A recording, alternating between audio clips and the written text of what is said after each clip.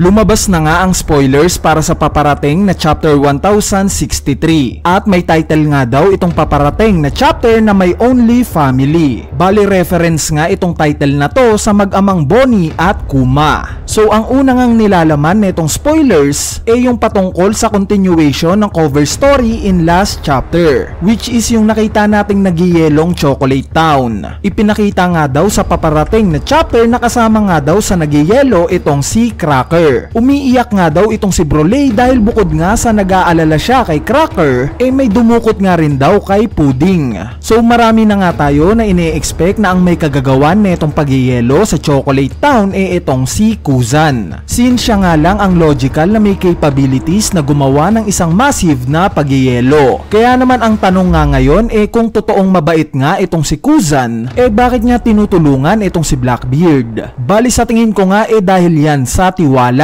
Dahil nung mga nakaraang chapters nga ine-emphasize na itong mga miyembro ng Blackbeard Pirates na wala nga daw silang tiwala kay Kuzan. Kaya naman para nga mag-gain ang tiwala na itong mga tokmol na to, syempre kailangan ring ipakita ni Kuzan na hindi niya babaliktarin itong Blackbeard Pirates. At sa pamamagitan nga yan ng pagsugod sa Whole Cake Island. Kumbaga gumagawa ng sacrifice itong si Kuzan para sa mas malaki niyang plano. Anyway, ang sumunod namang impormasyon sa spoilers nagpalit nga daw ng damit itong sila Luffy. Syempre nasa futuristic island sila. Kaya naman futuristic nga rin daw yung naging mga kasuotan nila. Maliban nga lang daw kay Jinbei na nakapang Hawaiian daw. Bali may na-encounter nga daw na pulis itong grupo nila Luffy. Itong pulis nga daw na to similar yung appearance kay Kuma. Inatake nga daw sila neto. Pero nung aakma na nga daw nagagante itong si Luffy, pinigilan daw siya netong si Bonnie. At sinabi na tatay nga daw niya si Kuma. Siya na nga lang daw ang nag-iisa niyang pamilya. Kumbaga syempre dahil sa trauma na nakita ni Bonnie na pinapahirapan ng mga Marines, Celestial Dragons at World Government itong tatay niyang si Kuma, kahit nga na alam niyang peking Kuma lang itong kaharap niya, masakit pa nga rin para sa kanya na makitang sinasaktan yung Kumang kilala niya. So sinabi nga rin sa spoilers na wala nga daw balita sa grupo nila Zoro. Pero may balita naman daw patungkol kay Blackbeard. Dahil ang sumunod ngang impormasyon sa spoilers bigla nga daw nakat yung scene sa Blackbeard Pirates. Ipinakita nga daw na ina-ambush ng Blackbeard Pirates itong Hearts Pirates sa gitna ng karagatan. Yes guys, ang kasama nga daw ni Blackbeard sila Jesus Burgess, Van Agur,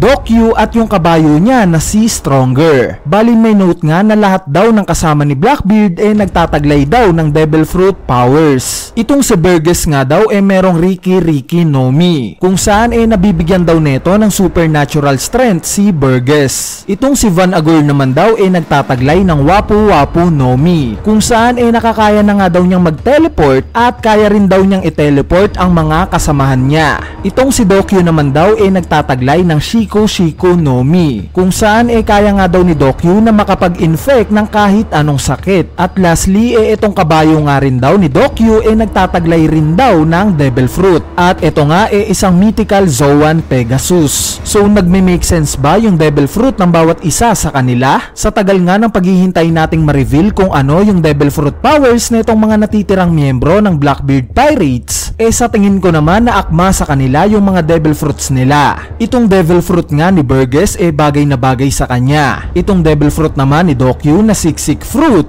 obvious naman na ito yung magiging Devil Fruit niya. Since very inspired nga yung karakter niya sa ika-4 sa Four Horseman. Nagme-make sense nga rin yung Devil Fruit na itong si Van Agur. Since oo nga naman, ang strength nga niya sa pakikipaglaban long range battle. Kaya naman once na malapitan na nga siya ng kalaban niya, paniguradong wala na siyang magagawa. Kaya nga kung meron siyang teleport, hindi na makakalapit pa yung kalaban niya sa kanya. Diba? Pero ang tingin ko ngang magiging pinaka-weakness ng teleport Devil Fruit na to, paniguradong future sight. Since kapag ginamitan mo nga nito si Van Agur na magte-teleport palayo sa'yo, paniguradong mahuhuli mo na kaagad kung saan siya pupunta. Diba? Bali matagal na ngang usap-usapan na ang katapat ni Van Agur sa Straw Hat Pirates itong si Usopp. Since similar nga silang mga sniper. At during nga sa One Piece Film Red, binigyan na tayo ng glimpse ni Oda sa kahihinat na ng improvements ni Usopp. At sa pamamagitan nga yan ng pagpapakita niya sa atin ng lakas ni Yasop. Nasaksihan nga natin sa film Red na napakalakas ng future sight ni Yasop kesa kay Katakuri. Meaning kung ganito kalakas itong observation haki ng tatay ni Usopp,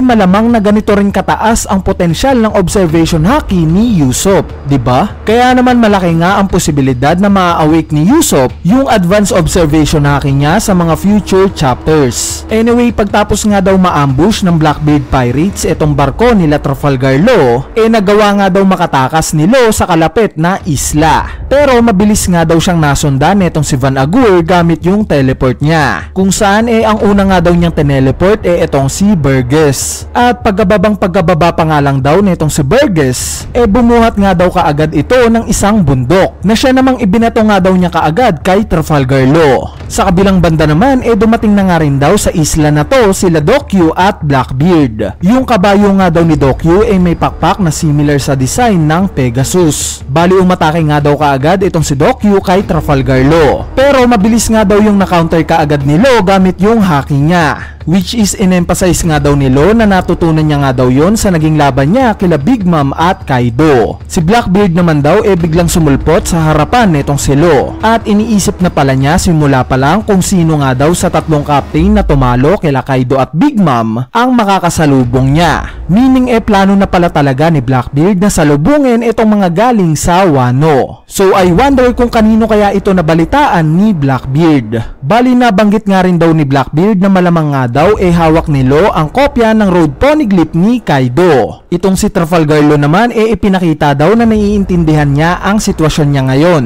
at handa nga daw siyang maipaglaban kay Blackbeard ng patayan. So habang binabasa ko nga itong information patungkol kila Blackbeard at Trafalgar Law, nai-imagine ko nga yung vibes ng naging laban ni Ace kay Blackbeard. Dahil bukod nga sa similar na miyembro ang kasama ni Blackbeard sa laban niya kay Ace, at dito sa pagharap niya kay Trafalgar Law, similar din kasi yung mga galaw nila na inatake muna netong sila Burgess si Law bago yung mismong one-on-one ni Blackbeard. Bali itong paggalaw nga ngayon ni Blackbeard sobrang shortcut nga kung tutuusin. Pero sobrang witty nga sa part ni Blackbeard. Kumbaga hinayaan niya lang sila Luffy na talunin yung dalawang emperors. At siya nga mas mapapadali yung buhay niya kapag wala na itong dalawang mga halimaw na to. At doon na nga siya gagalaw. So kung nakuha nga ni Kuzan itong si Pudding na siyang magbabasa ng Poneglyphs para kay Blackbeard, malamang nakuhain na rin nila Kuzan yung kopya ng Road Poneglyph ni Big Mom. Since nandito na rin naman sila, 'di ba? Plus ngayon ngang kaharap na ni Blackbeard itong si Trafalgar Law na obviously may hawak na dalawang kopya ng Road Poneglyph, which is yung nakuha niya sa Zoo Island at itong nakuha niya kay Kaido sa Wano. Ang ibig sabihin lang neto talagang magtatagpo na nga itong sila Blackbeard at Luffy. Since kung magtagumpay ngang matalo ni Blackbeard itong si Trafalgar Law, isa na lang rin yung kulang niyang Road Poneglyph. At syempre silang dalawa ang makikita nating magpapaunahan para mahanap itong huling Road Poneglyph na to. Kaya naman mas nakaka-excite nga yung mga nangyayari sa pag-uumpisa ng final saga na to. So mas ipapaliwanag ko na nga lang ng mas malalim itong chapter na to syempre once na lumabas na yung full chapter neto. Kaya stay tuned lang sa channel natin para sa full chapter review netong paparating na chapter 1063. So yun lang, peace.